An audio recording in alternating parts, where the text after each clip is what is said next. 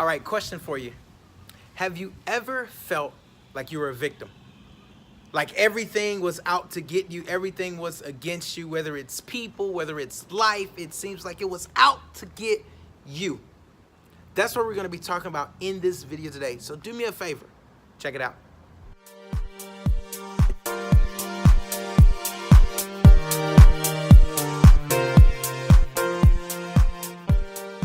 Hey, and welcome to Keith's Motivational Minute, where I myself, Keith Collins, get to hang out with you, the guy that's on the other side of this video. And today we're covering chapter 4 of my book, Fatherless. And inside of the book, we're going to be talking about this topic. And chapter 4 basically talks about this. I wish I knew that I'm not a victim.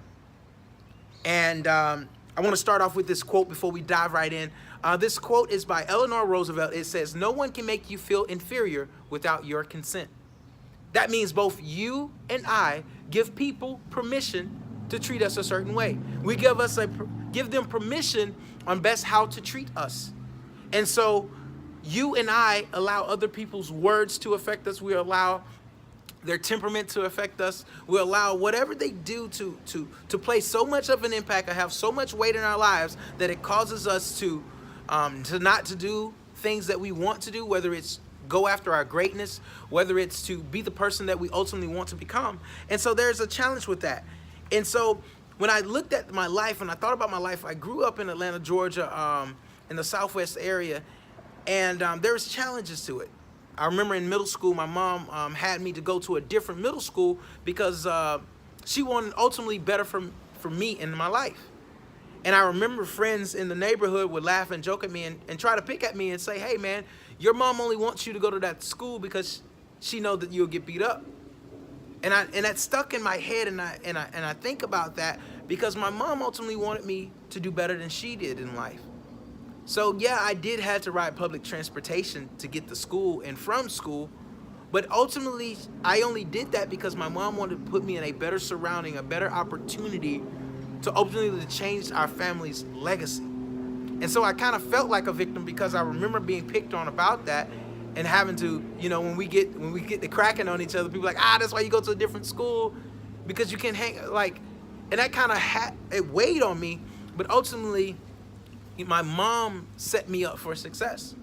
So when I got to high school, I still continued to have that victim's mentality in certain aspects because, as I told you, when my mom and dad split up when I was about 3 years old, that played a factor because my biological father didn't stay in the household. Like, he started another family and he got married and had other kids.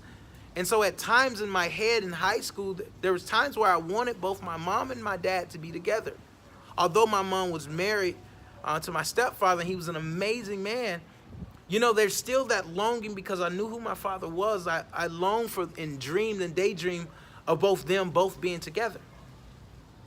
And fast forward, I ultimately knew that couldn't happen. So I felt like a victim at times, like, man, my circumstances are not the circumstances that when I look at life and when I look at the world, that's what you need to succeed. And that ultimately wasn't the case. It wasn't until college, and as I got out of college, I understood that anything that happens in my life happens for me. See, when you have a victim's mentality, everything is happening to you. It means that no matter what is going on, it is happening to you. The flat tire, it's life happening to me. Where the bank closes and when you're running late, the person messes up your order when you're at Chick-fil-A or something, it's happening to you.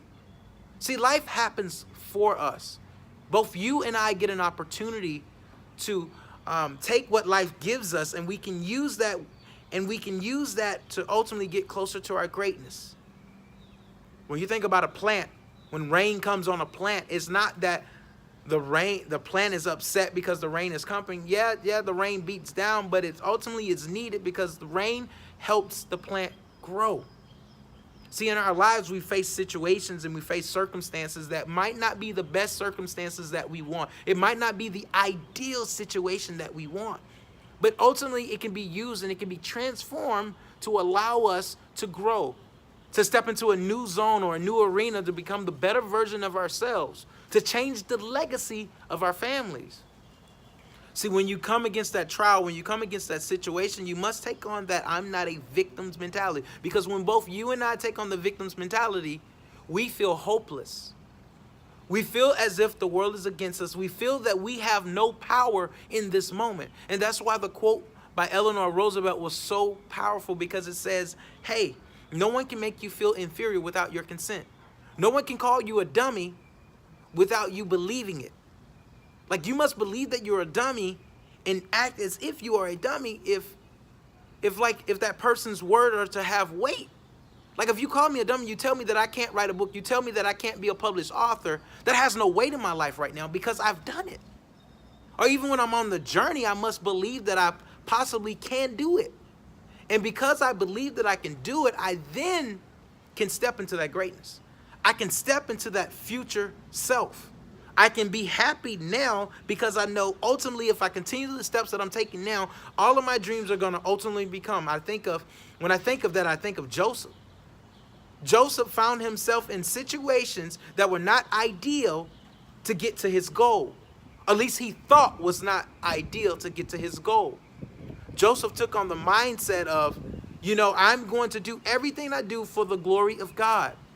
I'm going to act in such a way to where when people see me, when I act and I live my life, people will understand that, man, God is with me. Both you and I have God with us. And ultimately, both you and I are victorious. We are not victims. And the thing I like about the chapters, at the end of the chapters of the book, I put questions that allow you to step in and understand and ask yourself questions to figure out where are you.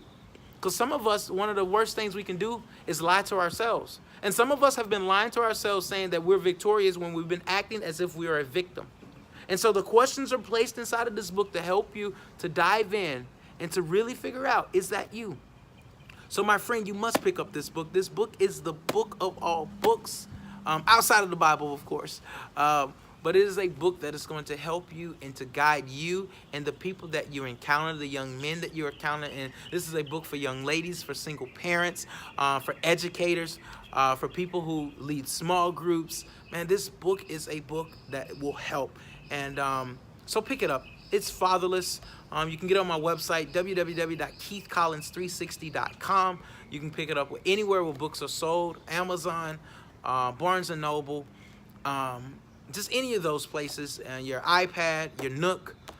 So do me the favor, like this video, subscribe to this channel on my YouTube channel, and share this video. And you know what's going to happen? I'm going to see you on the next video.